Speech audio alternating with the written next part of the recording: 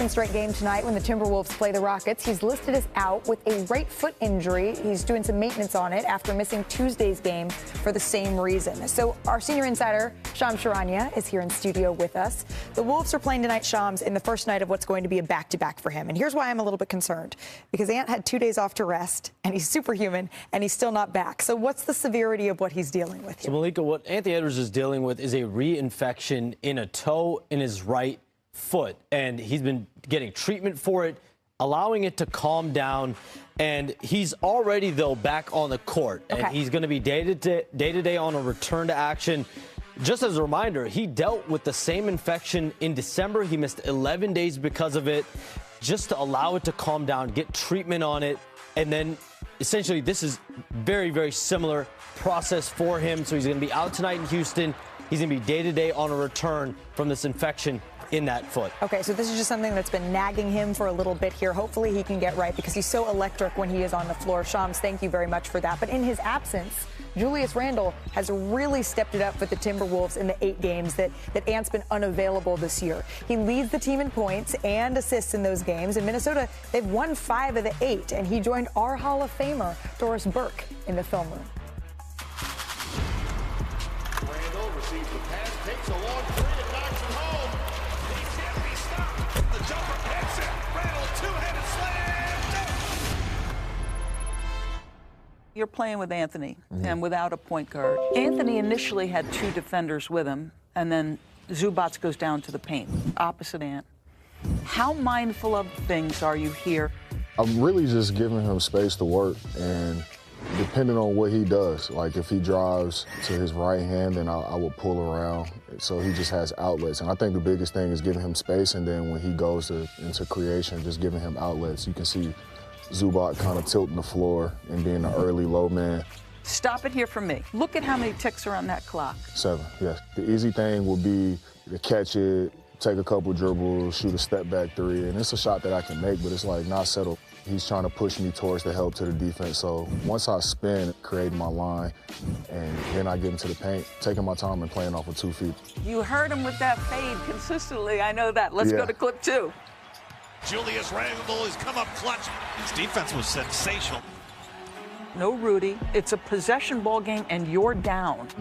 So this is an incredibly important stop. Grayson Allen's coming through the paint. The official is letting guys get a hand on the hip. How much does that help you? It definitely helps. When you can be physical, once he catches the ball, it's like, all right, let me tighten up his airspace. One of my biggest strengths is like my feet, my speed, my quickness. I know he's not really going anywhere fast. Every time he makes a move, make him take a tough shot, try to do it without fouling.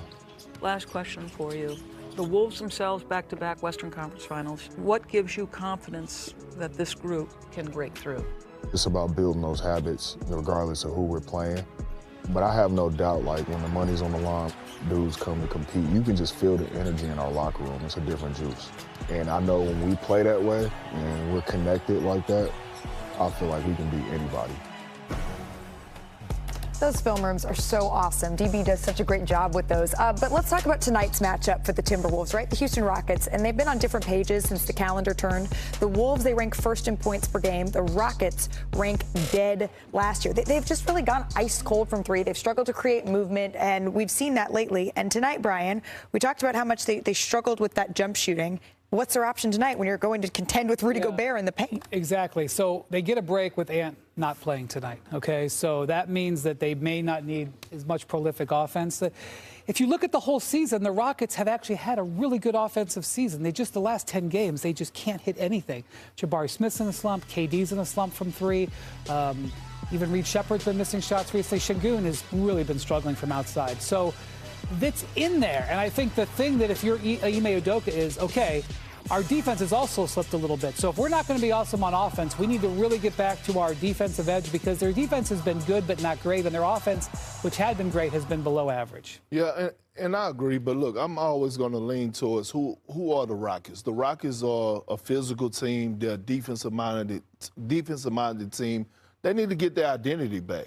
Their identity is going double big. And I understand they've been going, quote-unquote, small, putting Şengün, starting him at the 5 for the offensive purposes. But I would go big Steven Adams and Şengün and hang my hats on the defensive side of things. And like you said, last night they had 23 offensive rebounds. Put Steven Adams back in the starting lineup, they might have 40. You know what I mean? That's their identity right now, because you're not just going to fix their shooting overnight. Amen Thompson is not going to just come out and magically look like Seth Curry. That's not going to happen. Did you say Steph or Seth? Seth. Either. Seth. He won't look like either. Go ahead, Bobby. Funny. Is it Funny Friday? No, I just. I thought it was Wednesday. On the other side of it with Minnesota tonight, we've talked a lot during this year about them needing a point guard. Can they get a guard at the trade deadline? And the one player that we haven't talked about who's done a really nice job is Bones Highland. I'm a big fan of 25-year-olds that get drafted in the first round, and it kind of takes a little bit of time to figure out. Denver, Clippers, Minnesota had 23 points in his last game, and we all thought Rob Dillingham was going to be that heir apparent guard of the future. He stepped in and has done a really nice job for Minnesota. Well, and I agree, Bobby, but that goes to show you all you need is an opportunity. Stay ready so that you don't have to get ready, but also a coach that's going to believe in you. Sure. Right? That goes a long way for any player. We're watching, Peyton Watson right now, and we're watching what he's doing for the Denver Nuggets. So once you get an opportunity and a coach give you that confidence, then we can see production out of certain players like Bones Highland. And with Ant in and out of the starting lineup this year, as he's dealt with that foot issue, that infection, that injury, we've talked about Minnesota and where they stand, because going to back-to-back Western Conference Finals, the bar is incredibly high.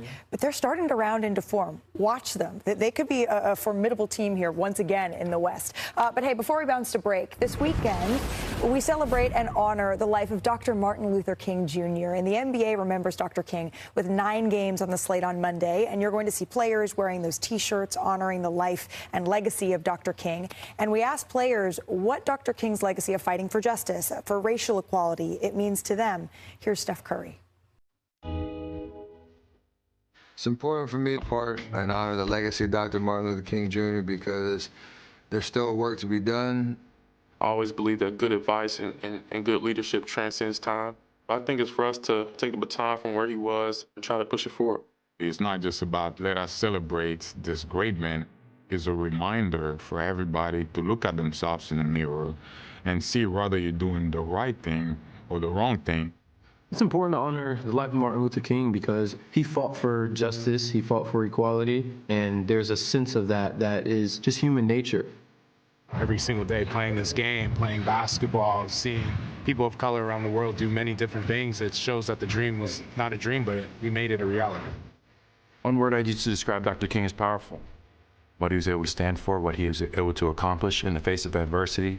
Looking back now, what he did had such a big impact, right? And we look back at him as a noble character, but what he was doing in the moment was difficult, and that is not to be overlooked.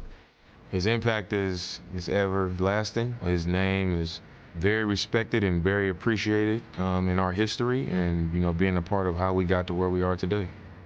In the dream world, we would embrace each other's differences, celebrate each other's achievements, help each other when we struggle, and be excited about learning from each other. Everybody has the right to be viewed and treated equally. So his message and his dream still needs to fully come to fruition.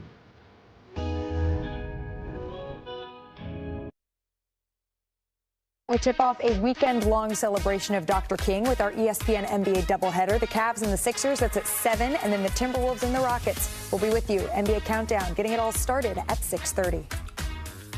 And coming up on NBA Today, Anthony Black.